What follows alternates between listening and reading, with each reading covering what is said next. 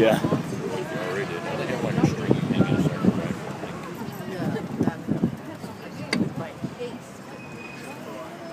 And straight ahead, we've got a little neighborhood called Corktown, named after the County Cork region in Ireland, because during the 1830s and 40s, electrical wire, if you touched it, two things would happen. First, you would die.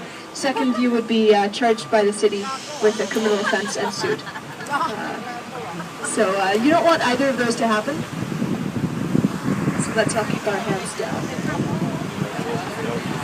Yeah. Coming up on the left, we got the Staples Business Depot. Ooh,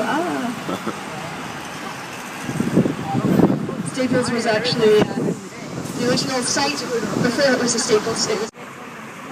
We've got some people trying to get on. Just a sec. There's some people trying to get on that bus.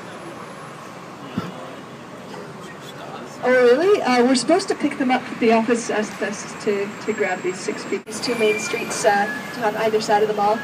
And so the city only approved that building plan on the condition that the doors would be open to access the pedestrian walkway from Yonge to Bay 24 hours a day, 7 days a week. So even though the stores are closed, the main doors will always be open on that mall, so you can cut across. The Times Square of the North.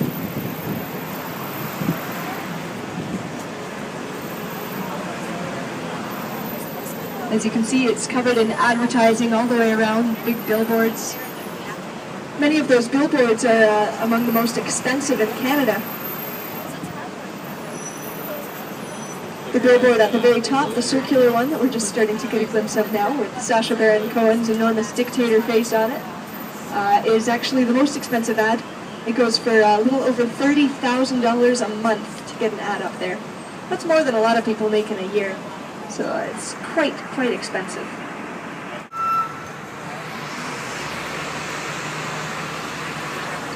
Alright, so this is Yonge and Dundas Square. We're just going to be here for about 3 minutes. So for those of you who want to jump off or get back on, if you're dying to just stretch your legs or stand on non-moving ground, you can do that. There's also a little water fountain right there if you want to take a little drink. Otherwise, there's another...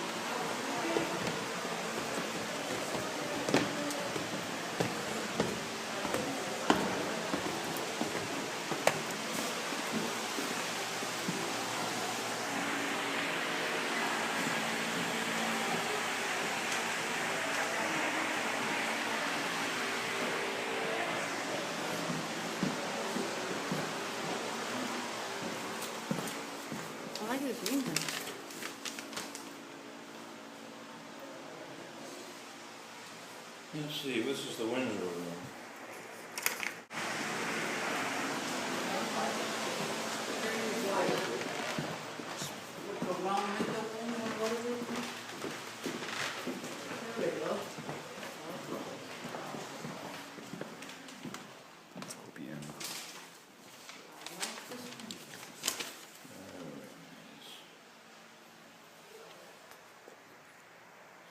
the round room, yellow.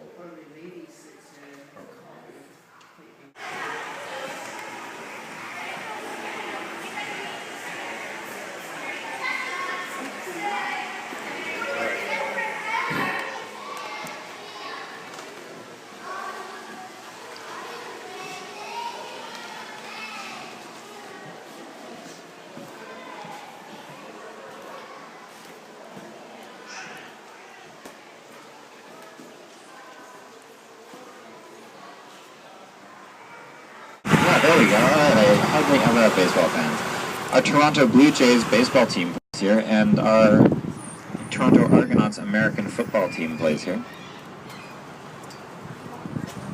When they first opened the building, they had an opening ceremony, as they called it.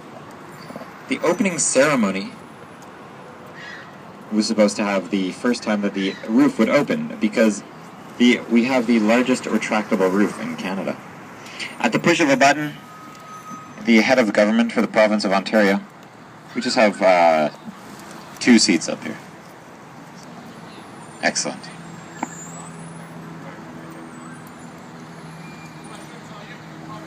The head of government for the province of Ontario pressed the button, and the roof retracted. And along with the roof retracting came in 2 things: fresh air and rain. It poured.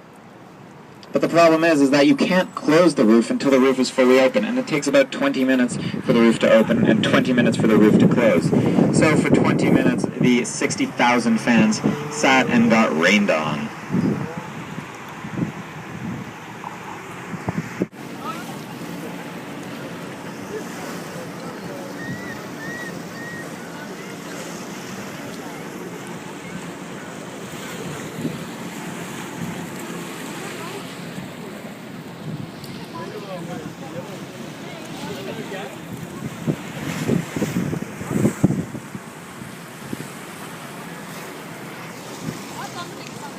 Certified. For your information, life jackets are located at the back of the boat on the lower level and underneath the stairs on the upper level. We have fire extinguishers at every exit, several life rings, a life raft and a VHF radio up here at the front.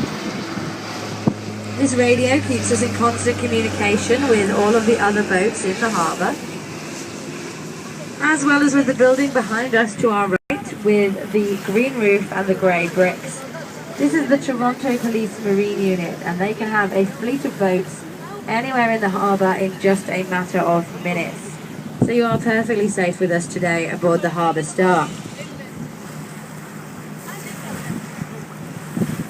Now if you look off to the right hand side of the boat, you'll notice that we do have an airport located here on the island. This is the Billy Bishop City Centre Airport, and it was named after a young Canadian fighter pilot who fought in the First World War.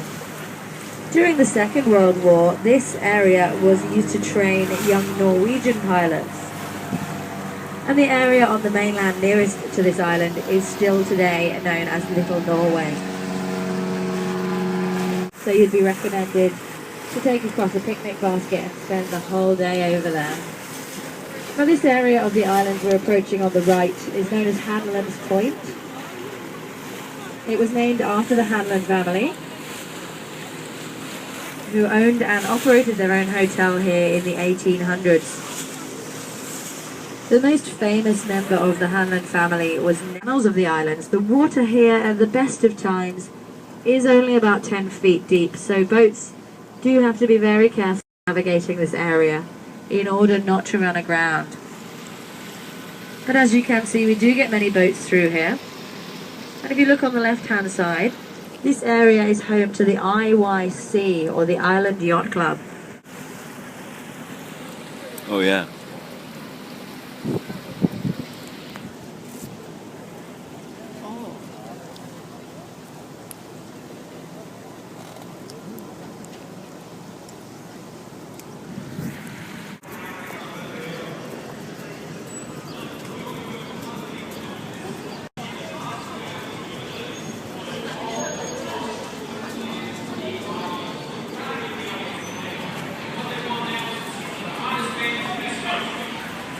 Let's do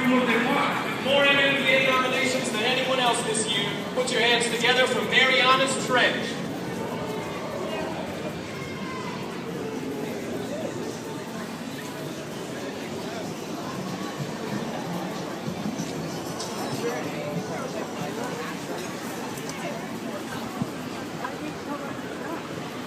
Yeah. Yeah, once.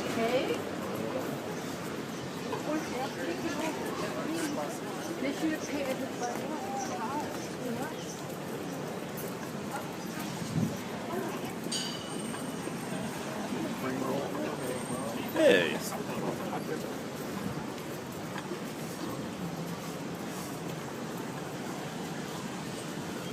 They got like the whole place. Yeah, yeah.